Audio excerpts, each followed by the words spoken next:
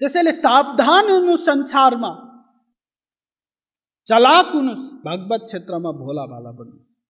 कसैको भरोसा नगर्नुहोस्। अरे कसैले गर्दन काटेर तपाईको नाउँमा अगाडि हातमा राखिदियो भने पनि विश्वास नगर्नुहोस्, त्यसमा पनि स्वार्थ छ। के स्वार्थ छ?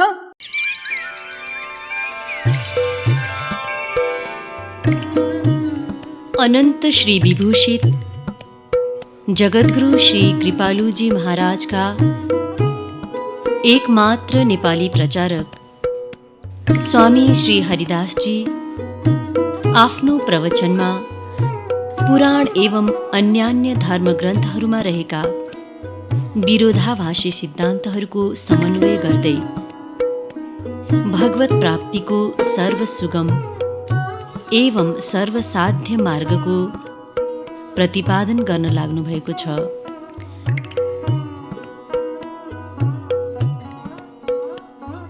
यहाँहरू स्वामीजीका सार गर्वित प्रवचन मनोयोगका साथ श्रवण गर्नुहोला।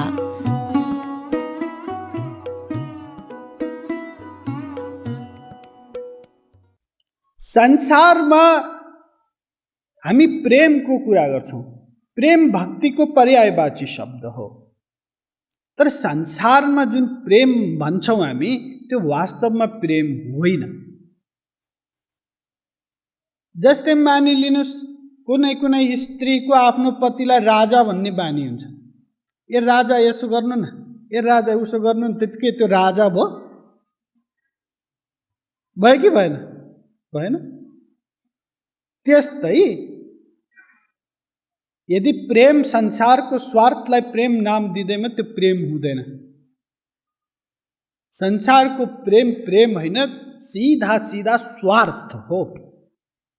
तीन चीज छ, एक स्वार्थ, एक व्यापार, एक प्रेम। स्वार्थ माने लेना लेना, म लिऊँ प्राप्त गरूँ, अरूलाई केही नदिऊँ। व्यापार माने लेना देना, तिमी केही देऊ म पनि तिमीलाई केही दिन्छु, यो व्यापार। हेर्नुस्, संसारको जुन छ स्वार्थ,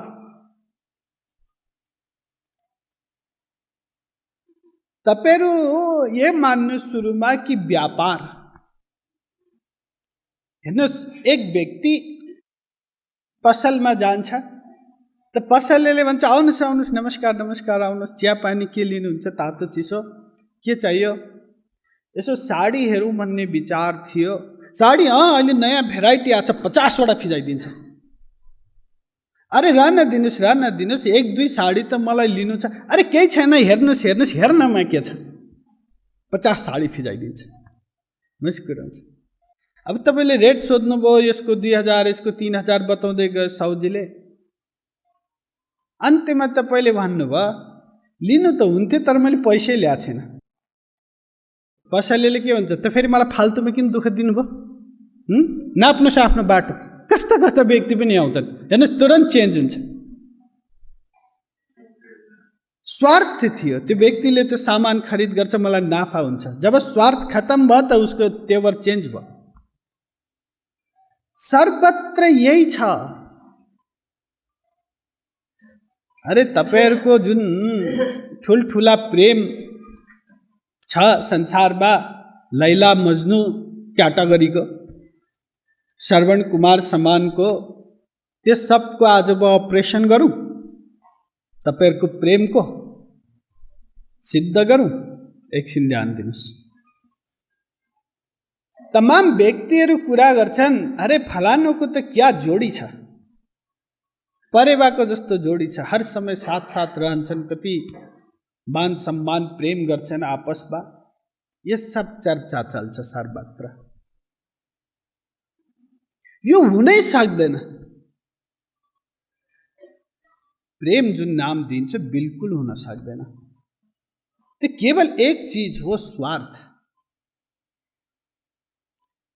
तर तपाईहरु भन्नु होला, अरे मैले देखेको त्यो छिमेकीको, चलो मेरो आफ्नो त नहोला, छिमेकीको श्रीमती जब बिरामी भई त श्रीमानले अफिसमा छुट्टी लिएर रात दिन सेवा गर्यो।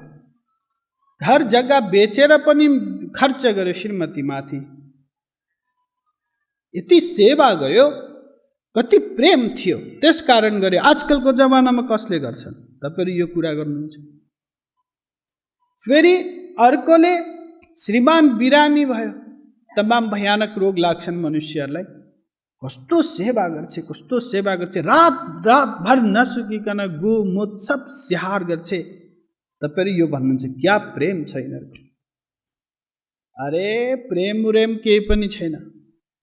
त्यो त यसकारण गर्छ कि यो जुन लोग्ने छ यसकै कारण मलाई तमाम स्वार्थ पूर्ति भइरहेछ मेरो। यसले कमाएर ल्याउँछ, त्यसैबाट दाल रोटी चलिरहेछ, लुगा फाटो लाउन पाछु, सबतिर सम्मान छ, सौभाग्यवती भन्छन्, तमाम छ। यसैको कारण यो मर्यो भने यो कहाँबाट पाउँछु मैले? यो स्वार्थको कारण गर्छ। लोग्नीले पनि श्रीमतीको लागि यसकारण गर्छ कि यो मरि भने बुढेसकालको सहारा कसले हेरविचार गर्छ, त्यसकारण गर्छ। स्वार्थ निहित छ। बिना स्वार्थ कसैले फुट्या आँखाले एकले अर्कोलाई हेर्दैन। लेखेर राख्नुस्।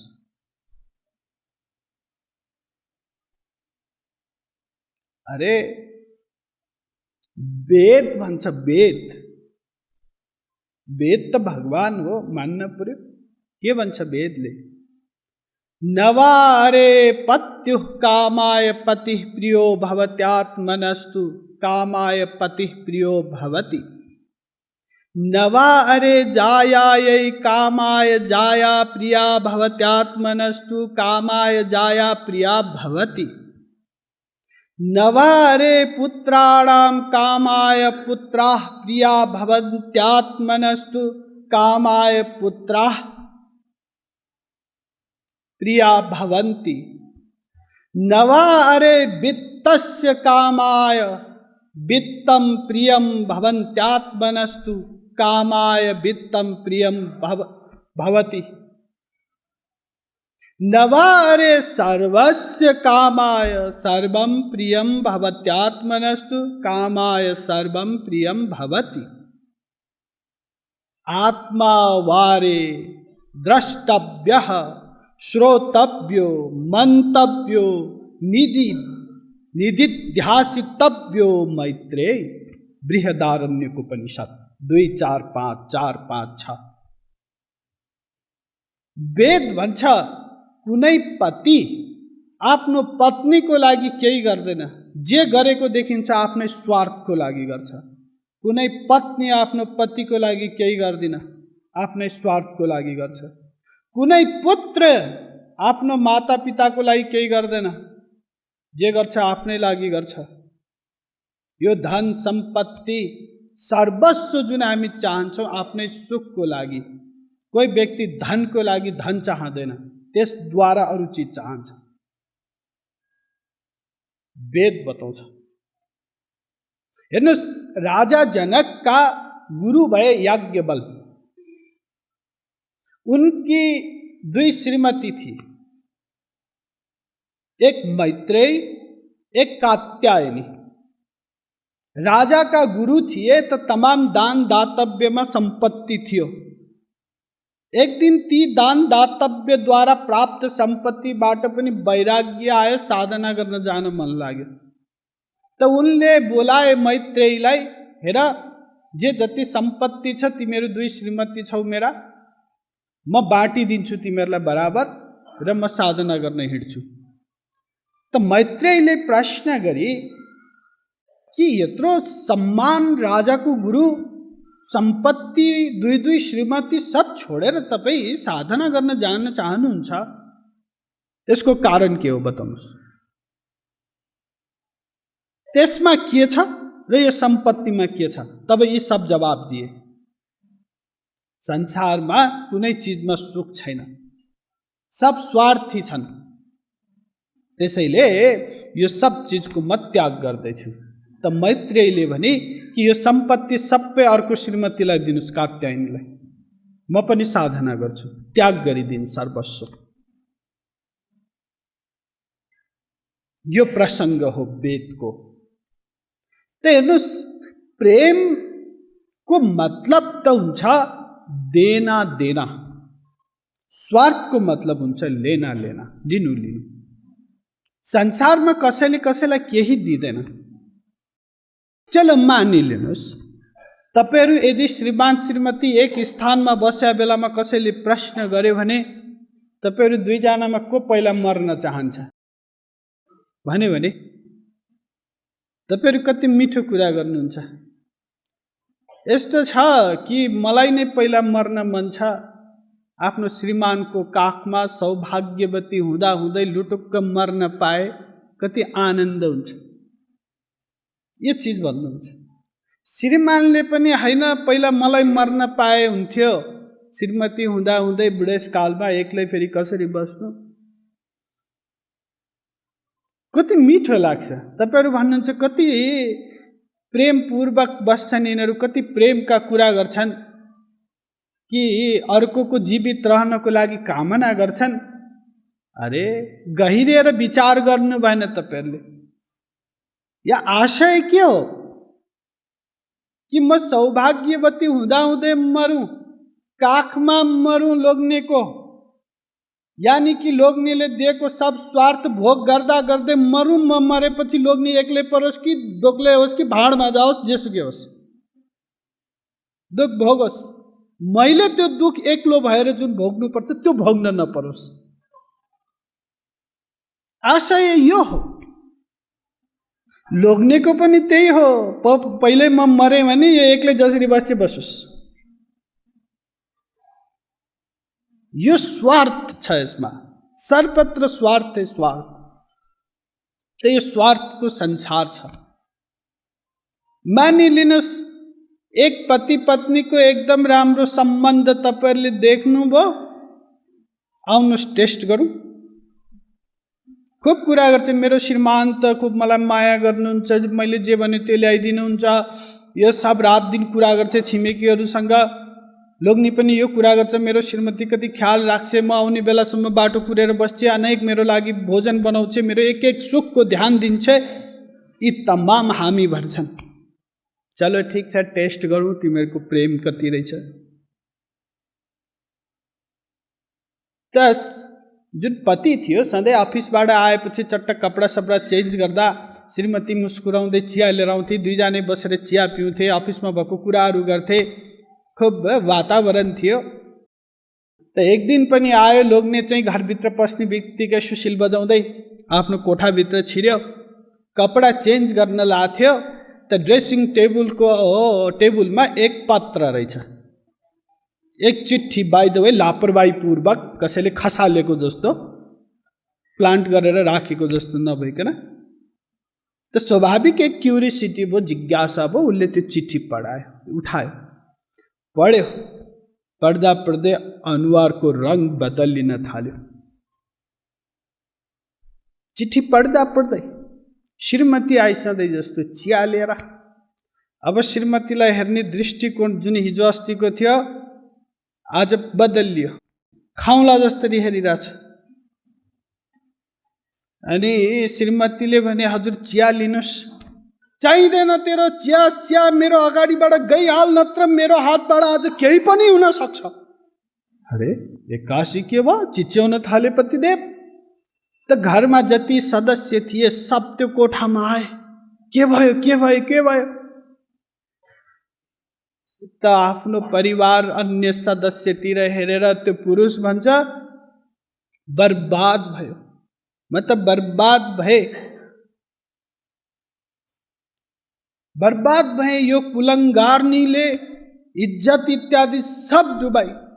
किनकि उसले त्यो पत्र पढेर सुनायो। पत्रमा यो लेखिएको थियो कि उसको श्रीमतीको हस्ते, उसको हातले लेखेको जुन टेक्स्ट उसले चिन्थ्यो अक्षर, त्यो अक्षरमा, श्रीमतीकै अक्षरमा लेखिएको थियो, हे मेरा प्राणेश्वर। कोही अरू व्यक्तिको लागि अर्कै नाम छ त्यहाँ।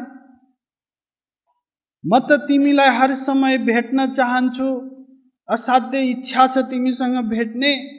अब मैले सुनेको छु कि मेरो लोग्नीको 2-4 दिन अफिसको कामले तानसेन छोडेर काठमाडौँ जानेवाला छ रे। जुन बेला यो जान्छ तुरन्त म तिमीलाई भेट्न आउने छु, तिमीलाई माया गर्ने भनेर तल नामहरू 2-4वटा अन्टेसन्टे लेखा चिठी रहेछ। आफ्नै श्रीमतीले लेखेको प्रत्यक्ष। सोच्नुहोस्, त्यो देखेर एक पुरुषको के हाल होला। क्रोधित भयो, सब परिवारलाई भने कि बर्बाद भयो, कुलङ्गार्नीले इज्जत सब डुबाई। त त्यो चिठी दियो अरू परिवारको सदस्यलाई, त परिवारका सब सदस्यहरू मुस्कुराउन थाले, हाँस्न थाले। जब सब हाँस्न थाले त ऊ हक्क न बक्क पर्यो। त सबले भने, अरे बाबु त पनि कति मूर्ख रहेछस्। अरे यो चिठी त हामीले बुहारीलाई हामीले लेख्न लगाएको, तैँले कति माया गर्दो रहेछस् भने टेस्ट गर्नलाई। र आज त अप्रेल फुल हो नि, अप्रेल फुल मनाउनलाई। त उसलाई त अब आपत पर्यो। उसले भने, त्यही त मेरो श्रीमती त्यस्तो कसरी हुन सक्छ, म त्यही सोध्दै थिएँ। हेर्नुहोस्, तुरन्त चेन्ज भयो। यो हो संसार। यदि प्रेम भए त उसले को हो त्यो व्यक्ति, तिमी के चाहन्छौ, चलो मै बिदाई गर्छु तिमीलाई, तिम्रो सुखमा मेरो सुख छ भन्नु पर्थ्यो। कसैको हिम्मत छ त्यो भन्नलाई? यदि होइन भने हेर्नु, सिद्ध गरे मैले। यो स्वार्थको संसार छ, कच्चा चिट्ठा छ। तपाईहरू मलाई घरमा बोलाउनुहुन्छ, के जवाब दिन्छन्? मैले सोधे, यो कसको हो? यो घर आफ्नै हो।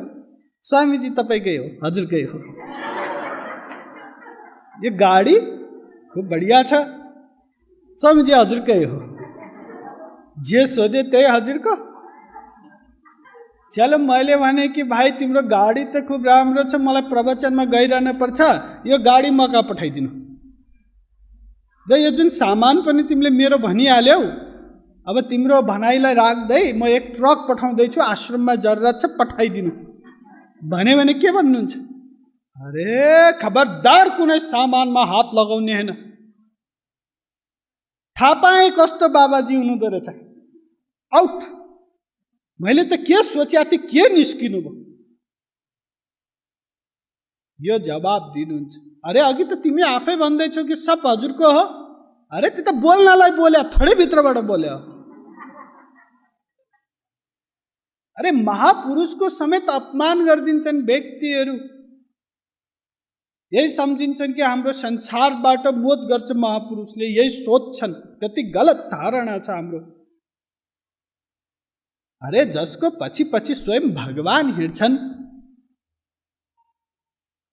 अनुव्रजाम्यहम नित्यम पूये यत्यङ्घ्रि रेणुभिः। भगवान पछि पछि लाग्छन् कि म के गरौँ? त्यो महापुरुषलाई तपाईहरुको कुरा कबडा सामानसित के लेना देना, तैपनि तपाईहरु महापुरुष पाए पनि अपमान गरिदिनुहुन्छ। यो संसार, यो स्वार्थको संसार। त्यसैले सावधान हुनु, संसारमा चलाक हुनुस्, भगवत क्षेत्रमा भोला भाला बन्नु।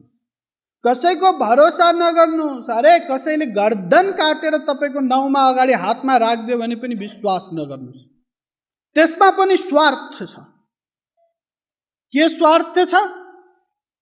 कि आफ्नो गर्दन काटेर ऊ आफ्नो कीर्ति फैलाउन चाहन्छ। मरेपछि पनि फलानले फलानेलाई गर्दन काट्दियो, यो नाम कमाउन चाहन्छ, त्यसकारण गर्दैछ।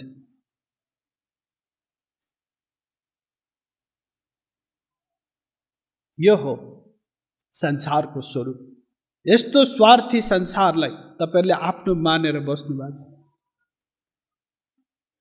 तपाईहरुलाई खास मान्ने तपाईकै परिवारले, तपाईको आत्माले छोडेको 2-4 घण्टा 2-4 दिन पनि त्यो शरीर राख्न मान्दैनन्। ए यो भूत भएर तर्सौला लगेर जलाएर यसलाई खरानी बनाइहाल, तुरन्त निकालो यहाँबाट।